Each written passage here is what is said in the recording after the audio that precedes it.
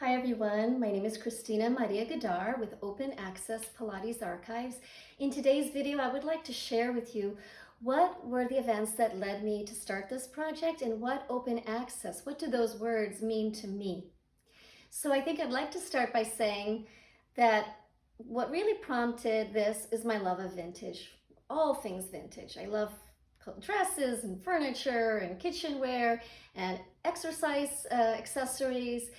And the advertisements that Joe made, the photographs, the films have always intrigued me, and especially the amount of work he put into documenting all of this, his system. It was just amazing if you consider the time it was done.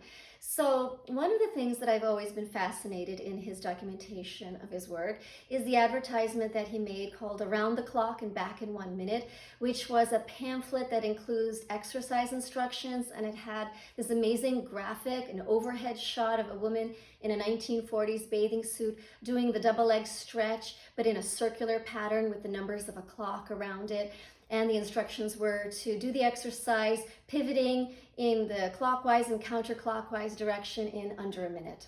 So the exercise and the graphics, the images always fascinated me. So I thought it would be a fun project to use that overhead rigging as inspiration for some more artwork of my own.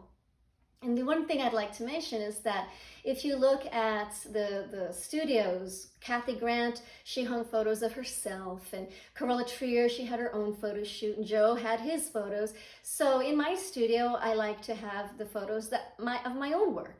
And one of the beauties of this whole project has been meeting so many different people from the Pilates world. And I had this conversation with one of Joe's students, Mary Bowen, and she had mentioned to me, the main thing I can recommend to you is to make the work your own. So that's always been my thing, right? Writing my books and creating my artwork.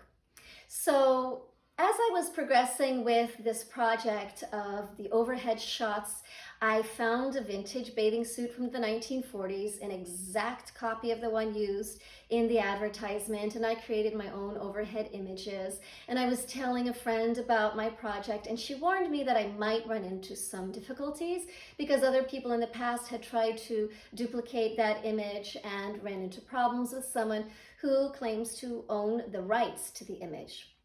I was bewildered by this because I had done my research, and this image was published in 1943. And when I spoke to experts in the field of copyright and intellectual property, I was told that an image like that would have to have been copyrighted within the first 5 years of publication, renewed in the 60s, and that way it would avoid being in the public domain. However, the Around the Clock image was never registered nor renewed, and it was distributed. We know that Joseph Pilates probably spent a lot of money having these pamphlets machine letterpressed for delivery in the mail. It was also pre-printed with a place for a stamp, and those people that I know with original copies of the Around the Clock image, some of them actually received them kind of trickle down from students that worked with Joseph Pilates. So I thought that, I'm not a lawyer, but I thought that I had the green light to go ahead with my project, with my overhead imagery. But just to be on the safe side, in good faith, I decided to reach out to this person and ask if this sounded okay, and I was told that I could not. In fact, I was told that if I wanted to do it, I would have to alter my images, and I had only provided rough drafts. They weren't even the finals that I had decided on, and that I would have to enter into a license agreement with this person. So, I think this person's probably used to that being the end of the story. However, I just asked, please provide the proof of the copyrights. It's one thing to be in possession of something. It's another thing to have the rights to what you have. So that was never provided. And I just was bewildered because why not squash the doubts by providing the documentation of the copyright to the original image? And that was never done. And this is where things got really hairy, because then my social media account on Instagram was combed through and 3 posts were taken down. I'd like to describe these 3 posts for you. One was a post I had taken a photograph of 3 book covers that I own. Not my own books that I've written, but one written by Joseph Pilates, a second edition, Return to Life.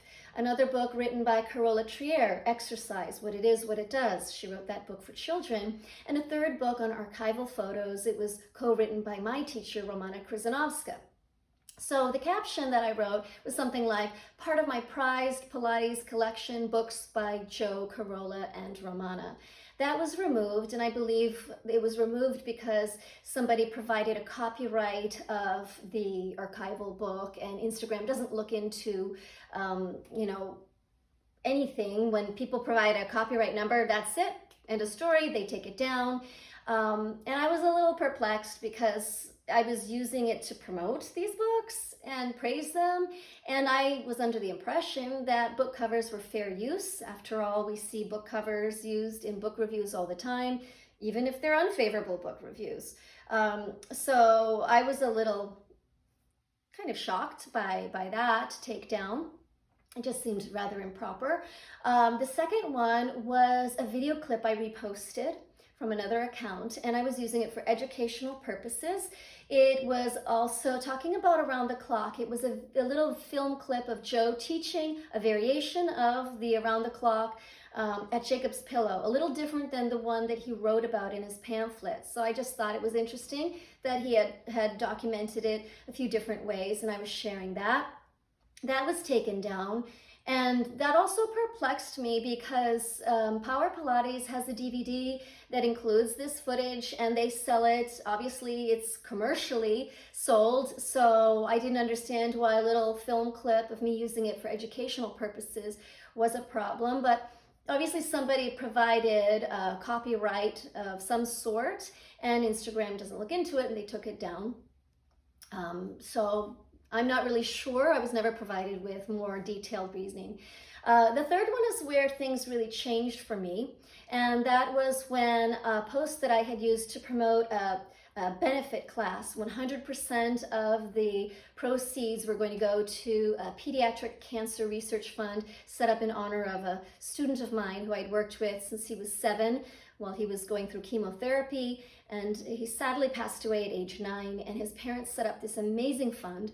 So I think it was around the time that would have been his birthday, I decided I would have this benefit class in honor of his life and legacy. So I used a photograph that I thought was just spectacular of Joseph Pilates on one of these early reformers. He's in the long stretch position, hands back on the foot bar, head turned toward the camera, chest toward the ceiling, and a little kid straddling his waist, also looking at the camera. And I thought it was adorable, really appropriate for this benefit class. And also, it had already been used by Joseph Pilates. He used that image along with others of little children to promote his junior reformers. So you can find it, actually. The advertisement is at the New York Public Library in the dance department. There's a section where you can see a lot of things. Joseph Pilates had a publicist, and so there's a lot of really great things you can find Pilates related there. So apparently, this image was also produced in a calendar decades after it was published by Joseph Pilates in his advertisement, and I believe that copyright was used to take it down. And I believe that's an improper DMCA takedown. So those were the 3 posts, but definitely that third one, emotions aside, emotionally that was really awful, right? But emotions aside, it also didn't seem just, given that it had already been published. So after those 3 posts were taken down, I had experts trying to get some proof for me. I didn't realize it, but later I found out that while all of this was happening, this person had filed for a trademark of the original clock image. I don't know. I don't know what to say because I just asked for proof. I wasn't trying to make this a big ordeal. I know that my teacher Romana Krzyzanowska had the original woodblock copper plate negative of the image of the around the clock, and she gave it as a gift to one of our master teachers at the time. I have since heard that this person went to that teacher's studio and had her give it to him. So I wasn't there. This is just something I've heard. So it makes me a little sad. And then on top of that, other posts I was told I should remove. They couldn't take them down. No copyrights were provided, but I was told that other things, with me holding a picture of the around the clock image and describing it, and a picture of me at the headquarters of Romana's Pilates, where Romana's family continues her legacy and trains fantastic teachers. I was standing in their studio and there were photographs, very fuzzy, in the background of Joe on the reformer. I was told that I needed to take that down, otherwise probably the 3 posts that were removed would be used against me. So you know what, I just archived all of those images without any admission of wrongdoing, because I didn't want to engage in any further entanglements with this person. It's really toxic energy, and I am mentioning it here though because I need to explain that Open Access Pilates Archives was rooted in this situation of what I was going through, and I needed to find a way to share Joe's work without fear of further entanglement. And I decided that I had 3 things going for me: my attention to detail, my experiences with Romana, and my ability to do a lot of this work. And so it's been wonderful sharing this with everybody. I will continue to do so as long as I can. And I just want you to all know that this has come at a personal cost, all right? And there have been really petty things, like I was dubbed the single white female mimicker. Yeah, single white female mimicker. You heard it right. I don't even know what that means, but it did make me laugh. That didn't even, rub me the wrong way, because I just thought it was so absurd. I've had people use my name in hashtags in a defamatory way. I've had people insinuate that I am entitled because I simply asked for proof of documentation. Like I said, it's one thing to be in possession of something. It's a totally different thing, I believe, to have the rights to that thing. I can own a Picasso, which I don't, but I could own it. That doesn't mean that I can then patrol the world saying, you can't post a picture of your Picasso because I have this Picasso. So that's the situation. Open access to me does not mean that I feel entitled to go into somebody's private collection and take it, and that I have the right to show it. No, it means that if it's in the public domain, I should, and we all should be able to share it openly without fear of any type of baseless threats or harassment or petty comments. But that doesn't seem to be the situation right now. And that's why I started Open Access Pilates Archives with an S. And that's another thing, with an S, because I have the videos of the exercises and tips of how to rig the equipment if you want to recreate them. And I have also the photographs of a lot of the original and vintage Pilates apparatuses. So my Open Access Pilates Archives, luckily my husband had the foresight to purchase the domain name, both .net, .com, and we linked it to my business website. And then this person and his business partner originally took that name, chopped off the final S, and linked it first to his account, and initially it was linked to his list of historic Pilates articles, which then from there had another link attached to his partner's website where you could read the articles. That to me was just truly unethical, to attach their names to the work that I have been doing day after day of sharing this work. It's physically exhausting, it's emotionally tiring, but it is rewarding, and that's why I'm still doing it. But I'm just telling you that it has come at a personal cost, being dubbed these crazy names, having my name defamed, having people try to show me in a different light. I'm not that person. And then to link all my work to something that sounds similar to it. Since then, it is no longer linked to the list of articles. It is linked to the photograph this person used when he made a post dubbing me the single white female mimicker. So there you have it. This is my story. Other people are using social media to share their story.